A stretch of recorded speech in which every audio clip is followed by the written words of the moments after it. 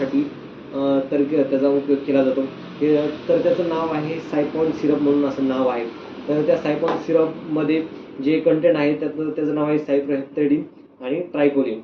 हे सायप्रोहेप्टॅडिन आणि ट्रायकोलिन कंटेंट कशासाठी वापरले जातात, तर याचा उपयोग केला जातो तुमची जी भूक आहे, जी भूक तुम्हाला कमी लागते किंवा तुमचं वजन वाढत नाही किंवा जी लहान मुलं कुपोषित झालेले असतात किंवा एड्स वगैरे जे HIV वगैरे आहेत, त्यामुळे जे शरीरात वजन वगैरे कमी होत आहे, तर त्यांच्यासाठी हे सायपॉन सिरप अत्यंत योग्य औषध आहे, म्हणजे मेडिसिन आहे.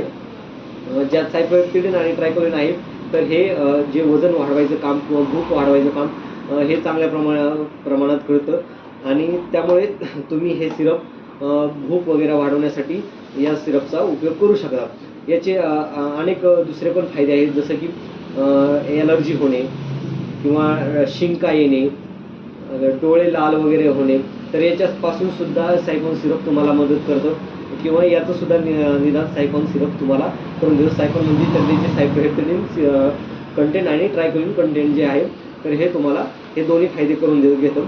त्यामुळे हे अडल्ट आणि जे चिल्ड्रन्स आहे, तर त्यांच्या दोघांसाठी पण या सिरपचा यूज केला जातो.